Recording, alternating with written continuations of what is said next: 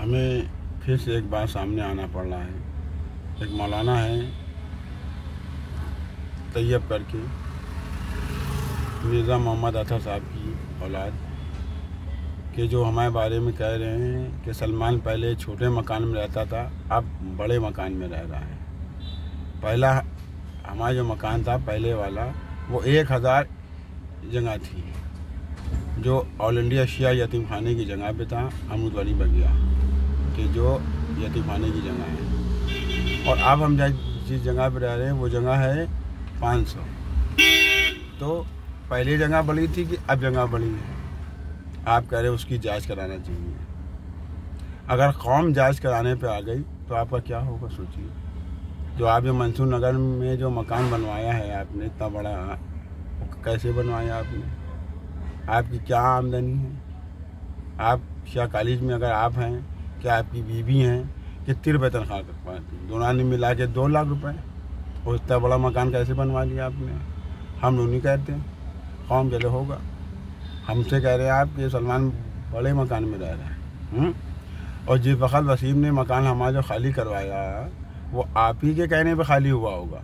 क्यों? वो जगह पे जो आदमी रह रहा है वो आप ही का आदमी रह रहा है नहीं? क्यों? आपके भाई यासूब कहते थे वसीम को बॉस। जब वसीम मुतवल्ली वाला चुनाव जीता है, हम उस वक्त साथ में थे उसके, तो उसके 2 दिन बाद या 3 दिन बाद आपके अवध पॉइंट पे आए थे हम लोग, सब लोग। हम तो नीचे थे, वो जो वसीम आया था ऊपर, फिर हमको उसने फ़ोन करके सूटकेस हमसे मंगवाया था। उसमें शायद मिठाई का डिब्बा था, तो मिठाई आपको खिलाई थी आपके भाई को या यासूब अब्बास को। हैं? आप कह रहे जांच कराइए हमारी। आप लोग अगर करबला में होते तो इमाम हुसैन को राय देते, कहते कहाँ इमाम हुसैन आप यजीद से लड़े, आप कम है, यजीद ज़्यादा है, छोड़िए, हटाइए, बस यही समझौता कर लिए, है ना? मैदान में ना आते। क्यों?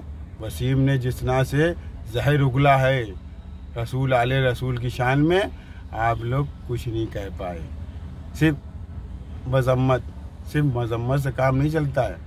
और हम वो हैं, वसीम ने बलात्कार किया है, हम उसका लड़ाई लड़ रहे हैं, उसको अपनी बीवी को हक दिला के रहेंगे। ठीक है?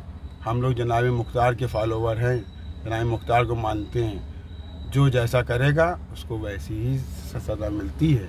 वसीम रिजवी बलात्कारी है, उसको बलात्कार की सज़ा मिल के रहेगी। और आप लोग की जांच भी होगी। अब आप हमारी जांच की बात कर रहे हैं, अब आपकी जांच के लिए हम पीछे लग जाएंगे। देखिए किस किस अधिकारी पास जाते हैं और कहाँ कहाँ जाते हैं। अब आपके लिए हम जो मंसूर नगर में जो मकान बनवाया है आपने, और जो आपकी ज़मीन जायदाद है, सब हमको बताया गया है। और जो शिया कॉलेज पर आप लोग हावी हुए बैठे हैं, ये ताहिर जरवली साहब की देन है और आगवी साहब के वालिद की देन है। और गलती हमारे बड़े उलमाओं के बुजुर्गों की है। आप लोग के बड़े बुजुर्गों को काम था घर के सौदे लाना, समझे? सर सईद मिल्लत के घर के सौदे लाना। उन लोगों ने अपनी काहिली में आप लोगों के बुजुर्गों को शेरवानी बेच के कहा 2 मिनट की पड़ा हो जाके उनके क्या, हमारी तबीयत नहीं ठीक है ना?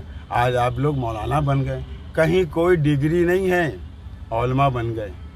कहीं कोई मदरसे का नहीं पढ़ा है, औलमा बन गए, है ना? इसकी भी जांच होगी। औलमा यूँ ही बन जाओगे, हैं?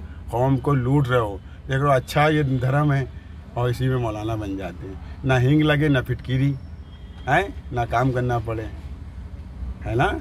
हमको बता रहे हो तुम्हारा घर बड़े घर में रह रहा है सलमान।